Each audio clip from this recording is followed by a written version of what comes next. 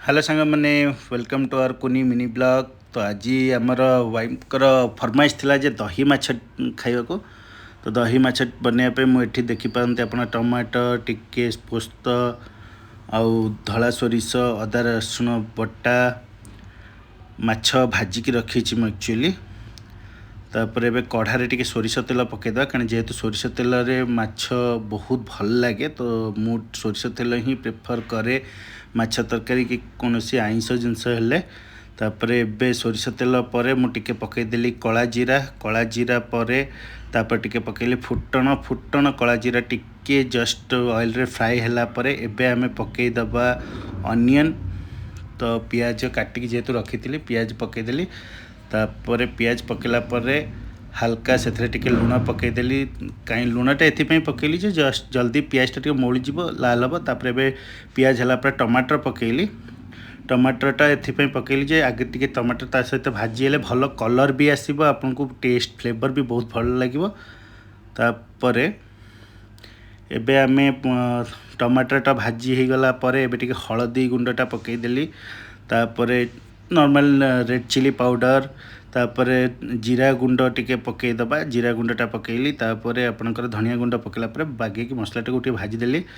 मोर टिके रोषे कर माने प्रिपरेशन जो भाया मुझे बनाए टिके डिफरेंट बनाए। ओबियसली आप देखिथे बहुत लोग पियाज भाजीला अदा रसुण पेस्ट पकाते कि मुझे प्रेफर करे आगे मसलाटा भाजीला स्मेलटा पड़ेगा।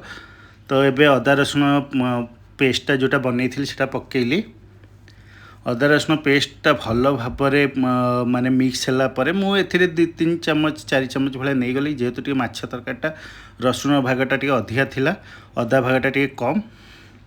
तो भलसे माछ भजा को मु जो माने मसलाटा आपणकर होती से मसलाटा को बागेकी कषिदेला एबे एमे ताको टिके कस्तूरी मेथी मु देदेले आधे कस्तूरी मेथीटा कौन हो आइंस जिनस कस्तूरी मेथीटा पकड़े तार गोटे अलग प्रकार बास्ना और फ्लेवरटा आसे जोटा बहुत भल लगे। बेसी किसी मसला मुझे यूज करनी नॉर्मल मसला जोटा घरे थाए एबे मु टिके हल्का गरम पानीटा देली कारण कंचा पानीटा देले पुणी सेटा माने गरम ही फुटला टाइम लगे। तो जेहेतु माछ तरकारी तो आलू न पड़े ओडिया घरे भल लगे तेणुक मुझे पुणी एंड मोमेंट रे आलू टिके हल्का भाजिकी टिके आलू को पकईदेली आलू एबे मसला सहित टे कषि हो आलूटा सीझीज। तो चलो घोड़े दबा एबे आप देखिपारे मसला और आलू भलसे कषि हो जाए। तो मुझे ताथे माछटा भी पकईदेली बहुत लोग मसला झोल जोटा मैंने आमर कहती झोल कि ग्रेवीटा फुटला पर माछ पकाती तो मु या सहित टे माछ कषिदेली ये माछ भितर भी मसलाटा जीव बहुत भल लगे। एबे मु या जो फेटी थिबा दहीटा पकईदेली तापर दहीटा टे गोले होला परे आमे टिके भल भाव माछटा को गोले दबा एबे आथरे मु पकईली धला सोरिष पोस्त टिके बाटिकी रखी इटा भल से गोले होला परे तापर मु टिके कंचा लंका पकईदेली कंचा लंका पकईला परे मु घोड़े देली कि समय पर्यंत कहीं जेहेतु आम कंचा जिनसटा देले टिके फुटीज। एबे माछटा हमर ऑलमोस्ट हेई आसिलानी आउ टिके फुटीगला परे आमे एथिरे पकईदबा टिके धनिया पत्र पर एबे आउ टिके घोड़े दबा।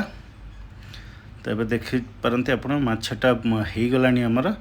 तो माछ सरला हठात माछ हो पुणी मनरे आसला जे चल बंधाकोबी अच्छी तो टिके बंधाकोबी बनईदबा छेचड़ाटा। तो नॉर्मल देखिपारती आप सोरिष टिके फुटण तापर पियाज टिके पकईली पियाज पकईला परे ताधरे टिके बंधाकोबी आलू को छोट छोट करी काटिकी रखी बंधाकोबी आलू को पकईली भल से भाजी हो गला।